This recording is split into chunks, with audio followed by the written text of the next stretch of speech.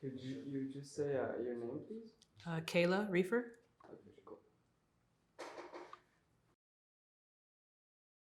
Yeah, I don't know. I've never really gravitated towards kind of like putting myself out there too much. I think mostly within the last year or so, I've done more of like I'll show myself here and there. But when I first started, like a lot of people didn't even know what I look like. I didn't put my like any photos of myself on my Instagram or social media, and so it would be like kind of like what just happened, where they know me by my work, and then I would say my name, and they're like, "Oh, like you're Kayla Reefer." Like I have a face for the work, and like I know what you look like now. So I've always kind of been like that.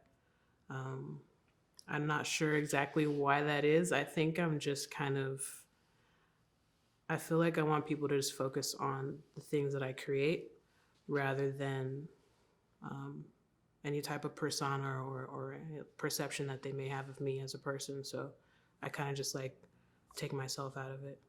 People just see me as like this photographer who does certain things, and I shot for so and I photographed this person and that person. Um, and so it's kind of been like a little bit emotional and also like tiny bit frustrating because it's like, yo, like I can do all of these different things and like you're not seeing me fully and I need you to see me. Um, and so in that regard, it's been like a slow grind. But I think based on the response of just what I've been putting out, I think it's getting there. Um, and hopefully, as time progresses and I keep working on it, it'll just be more naturally organic for people to fall in line with like what I'm doing. I am first generation American, Panamanian American. Of my immediate family, I'm the only one that was born here in the States. I was born in Lancaster. But yeah, my parents, my brothers were born in Panama, my grandparents as well, born and raised. And then before I was born, my dad came out here. I think my grandma and her sister came out here first. And then, my dad came out later and he started working. And then he sent for my mom and for my brothers. And so they immigrated out here. And so that's how we got to California. But yeah, my heritage and my lineage is Panamanian. And I think it also goes back to Jamaica and Barbados potentially. I haven't explored it yet, but yeah, I'm Panamanian American, Afro Panamanian, Latina. So yeah, I remember distinctly. Um, I always kind of like want to wear whatever I wanted to wear, or go out and do whatever I wanted to do, and certain people, family or friends, didn't really like understand that, especially like again with family, like older family members. It was kind of hard for them to wrap their head around like me being the more expressive, free being that I am.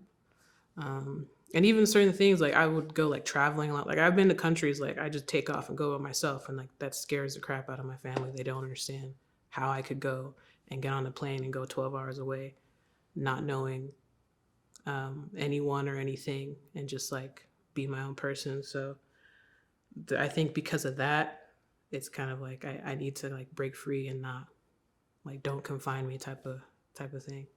I have a very eccentric color palette in the way that I dress, in the way that I express myself, in the way that I go about designs and brands and stuff like that. Even in photography, I tend to gravitate towards more colorful scenery.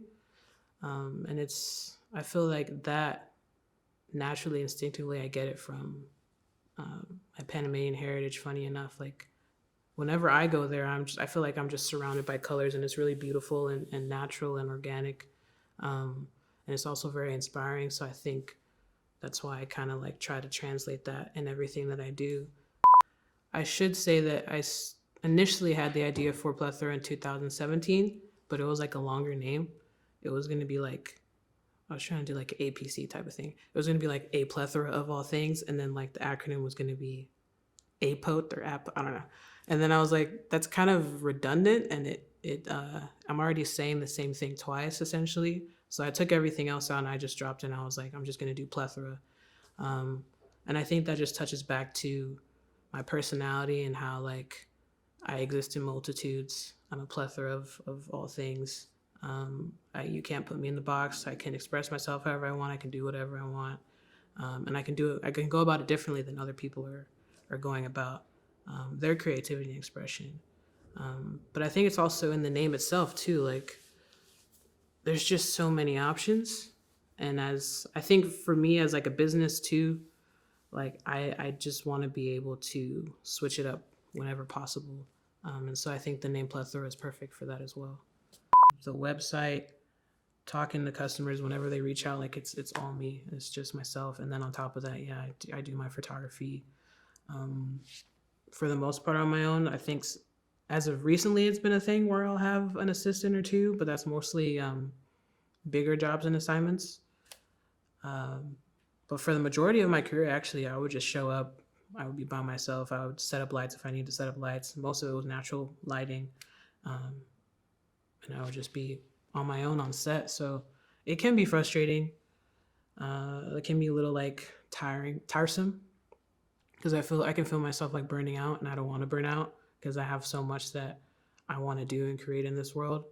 And like, that's like my biggest fear, is no longer existing and like not having met and shown people like what it is that I'm truly capable of and what I can do. I struggled getting assignments because like no one knew me or knew of my name. And again, that's a big thing where, you know, you have to put on this persona or make yourself more appealing in the sense of like you're this super creative, important being, and so, or you're cool and this, that, and the other. And so that's how people start to hire you or consider you for certain things or buy from you and support your brand. So that's really where my personal frustrations lie, is like I say it a lot, but like not being seen. And I don't mean like in a way of fame or like type of accolade or anything like that. I think it's literally just seeing me fully as I am, like as a whole.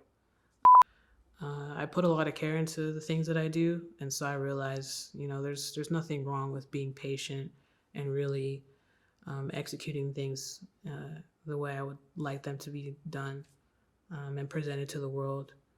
And really, I'm prioritizing rest now. Like, I've actually been saying no, which has been an adjustment for me, because I'm usually like, oh yeah, I'll do it, or like, oh, I can figure this out, and I put like a whole bunch on my plate. But obviously that's not conducive and it's not healthy. So yeah, prioritizing rest is how I've been avoiding burnout, and just realizing that I'm a human being first and foremost. I'm not Superwoman. And again, since I'm doing all these things on my own, like, I just need to love on myself a little bit more and be patient with myself. I have my, you know, my family and friends who are very like encouraging and motivating for me, and they're very like loving in that regard. Because there have been times where it's just been a lot and it's been very overwhelming, and I have like confided in like a couple friends where it's like, I don't know if I'm gonna keep doing this, or like maybe I should, you know, do what certain family members say and do the whole 9 to 5 or you know, figure something else out to like maintain. But I do have like loved ones in my life who are like, no, like, you're doing great. You just have to, again, you need to be more gentle with yourself. You need to love on yourself. You need to be more patient, and understanding that it's just you, but the things that you're doing are necessary. And people will see that eventually. And even if they never do, like, I've literally had people like tell me, like my loved ones tell me, like I see you and I understand you. And so that's been really helpful to me in terms of support. For me, my one pet peeve is that I'm definitely a perfectionist. And so that's why I take on a lot of things by myself, because I'm scared that if I put it in someone else's hands, they're not going to do it the way like I would. And I'm very, words that's been to describe me are like, I'm very meticulous and I'm very thorough. And so if I hand this thing over to you and you don't do it in the same way that I would do it, then it's like I get frustrated and I got to redo it again.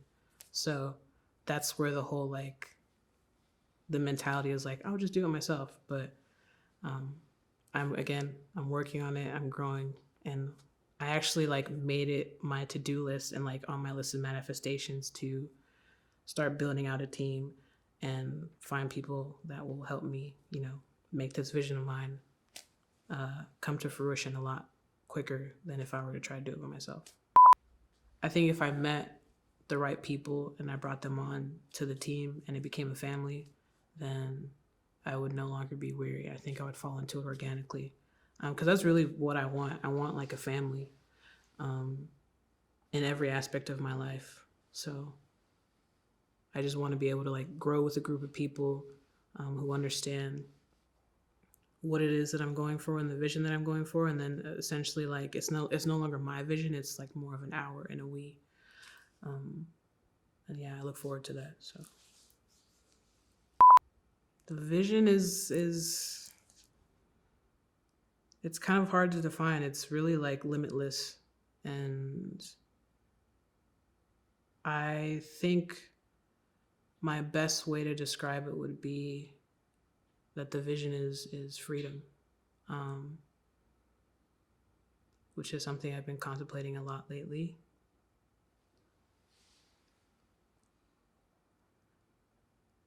Yeah, I want to just be able to express myself, think, talk, speak, be, exist freely in whatever aspect of my life, in whatever, I guess, like how I said I exist in multitudes. Like, that's my ultimate goal and my ultimate vision.